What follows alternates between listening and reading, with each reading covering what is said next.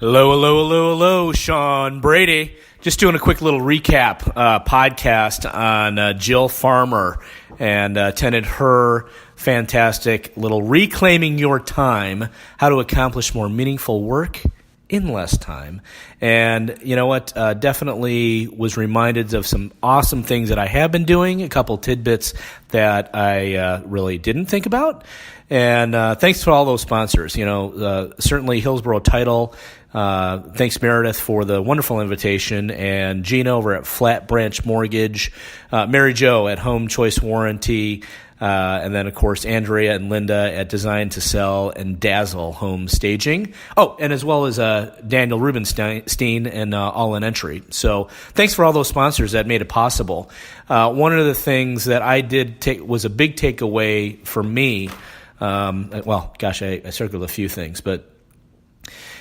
and this is true for whatever endeavor we might be taking on. And I know I try to do this with my groups that I lead, and certainly my clients, is getting into prime launching space. So we want to be, if you think about when we're launching off of something, and she used a scenario do you want to be launching off a quicksand? Or do you want to be launching off of something springy? Think of pole vaulting, right? So do you want to be launching off a quicksand, or do you want to be launching off of something springy? So definitely want to be in the right launching space. And the putting ourselves in a better brain state is simply just doing a couple quick three things. One, just noticing and acknowledging where we're at. Two, replacing our negative thoughts with something positive. And three, choosing to be there. Choosing it is where we thrive versus, oh my gosh, I have to do this, which connotates. She said, I thought she said denotes, but I heard connotes. And she's a reporter and on TV, so I'll use her word. The have-tos connotes survival. Choosing to is where we thrive. And then the other thing she shared was, if you want to go to level 5, a couple steps up, it's really, I get to do this. I get to be here. I get to engage with these clients, these problems, all these problems in my life they're not problems. I get to do this. I chose to be here.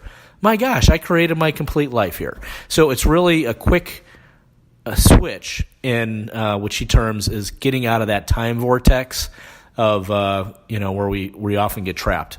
I can't steal all the thunder from her thing. There's a lot more great things in her book, which is simply that. Her book, There's Not Enough Time, and Other Lies We Tell Ourselves. If you haven't read the book, go out and get it. It's all over the place, by Jill Farmer. That's right, Farmer. And I liked how she didn't say it, but in one of her 4 prioritization zones, she talked about how we actually think of it as a garden or a farm. I think you should play off that word, Jill Farmer. How we either unweed or try to grow things in the wrong way, or how do we fertilize it in the right way. So those are some proprietary things that she talks about to her book. And it's just, I found it a real value. She's a great orator, really entertaining speaker, and just thank you for the time that you put in today, and certainly hope to see you in the very near future. Let's see, was there one other strong tidbit that I really liked? There was a bunch of things I wrote down. She also recommended a quote or a way of thinking from the book, The War of Art, and is paraphrased, and I know I wrote down even more of a paraphrasation, if that's a word, but she made up a bunch of words, so I can too. A paraphrasation that the most successful in this world distinguish the urgent and the important, and are wise enough to prioritize over urgent.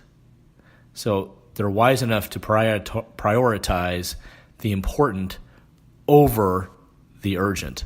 Really profound stuff. I love these simple quotes where they just are really meaningful and make a whole lot of sense. Thanks for listening to this podcast. Thank you, Jill Farmer, and everyone who made it possible earlier today. And I will post some show notes down below so that you can find out more about Jill and her links as well as my thoughts as well. So thanks for listening, and we may not see you in person, but we'll see you on social media.